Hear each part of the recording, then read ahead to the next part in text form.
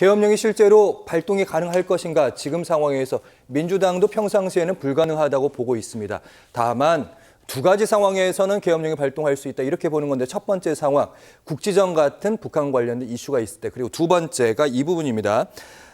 민주당은 결국은 윤석열 대통령이 국회에서 탄핵 소추될 경우 두 번째 힘을 주는 것 같아요. 그렇습니다. 사실은 그 대통령의 탄핵과 계엄 시행이라는 것이 지난 박근혜 정부에서 한번 이렇게 시행됐다는 게 아니라 문건이 튀어나왔으니까 검토까지 된 상황을 보니까 그래서 제가 아까 말씀드렸던 야당은 계엄 트라우마가 있는 것 같다. 여당은 탄핵 트라우마가 있는 것 같다라고 말씀을 드렸고요. 그렇다고 한다면은 특히 계엄 시 그때 그 나왔던 문건에 따르면은 국회에서의 기능을 마비시키기 위해서 야당 의원 내지 그 의원들을 다 미리 구속시킨다라는 계획까지 나와 있었기 구금 때문에 체포한다. 구금 체포한다라는 얘기가 나왔기 때문에 지금 야당이 의석에서 과반수가 훨씬 넘는데 상회하는데 그 무슨 그 계엄이 가능하냐 금방 풀린다라고 얘기하는 것은 이게 사실은 존립하지가 않는 거죠. 말이 안 되는 거죠. 다 잡아갔는데 뭐 이거는 예전에도 그랬었고요. 그래서 저는 이 첨예한 문제에 대해서 여당이든 야당이든 좀 더 내밀하게 서로 커뮤니케이션 해야 된다고 생각하거든요. 근거가 있다고 한다면은 한동훈 대표랑 근거가 있다고 한다면은 이재명 대표가 한동훈 대표는 거기 귀 기울여서 같이 이야기하면서 이 문제를 풀어야 그 다음으로 나아갈 수 있다고 생각합니다.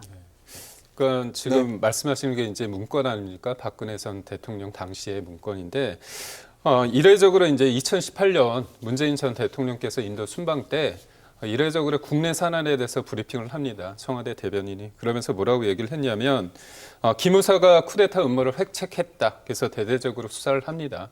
근데 수사를 해서 증거가 하나도 나오지 않았습니다. 세 분이 혐의가 적용됐는데요. 내로한 음모가 아니라서 공문서 작성, 그거 관련해가지고 세 분이 됐고, 이분들 관련해서는 무죄가 선고가 됐습니다. 그리고 다른 분들도 내란 음모야 그런 게 아니고요. 사실 탄핵을 만약에 했을 때, 많은 사람들의 어떤 시위를 했을 때 질서 유지 부분이 있지 않습니까? 그런 차원의 문건으로 밝혀졌고요. 그래서 그걸 가지고 뭔가 쿠데타를 기획하고 있고 계엄령을 한다. 그렇게 얘기하는 건 좀 어불성설이고 지금 마지막으로 아까 말씀하신 것처럼 그 중심에 대고 있던 조현천 전 국군 기무사령관이 지금 미국에 있다 들어왔었거든요. 근데 예. 이제 그분이 내란 음모 혐의에 대해서 무혐의 처분을 받았습니다. 그래서 그 문건을 가지고 얘기를 한다면 그거는 좀 문제가 있다고 보고 저는 그렇습니다. 그러니까 지금의 충암고 출신들이 굉장히 많다고 얘기하지 않습니까? 그러니까요. 근데 이제 예. 지금 보면 전체가 한 400명 가까이 되는데 4명이거든요. 예. 그러면 이제 1%고요.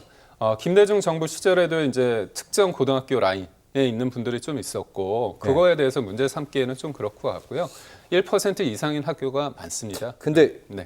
이 설명을 듣다 보면 네. 예, 다른 뭐 고등학교 출신들도 더 많, 뭐 4명인데 지금 같은 학교가 5명인 그런 학교도 있다고 하는 얘기는 있는데 네.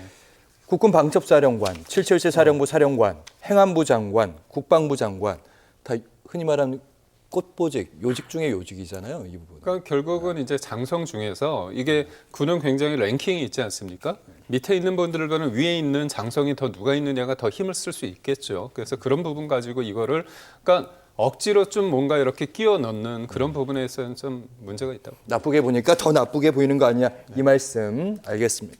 야당 입장에서는 한 1분 드리겠습니다. 야당 입장에서는 이런 계엄 라인이라고 이야기할 정도로 충암고 라인으로 돼 있으니까 오해할 수 있는 부분이에요. 문제 제기는 얼마든지 할 수 있는 부분이고 왜 하필이면 충암고 출신만 이렇게 쫙 깔렸는가? 그것도 꽃보직, 가장 힘이 센 보직에 이렇게 깔렸는가라고 했을 때 국방부 장관과 행안부 장관이 양쪽을 행정과 국방을 꽉 잡고 나머지 부분에서 행사한다라면은 누가 방어할 수 있는 제어할 수 있는 부분이 없지 않습니까? 그래서 야당에서 문제를 제기하는 것이죠.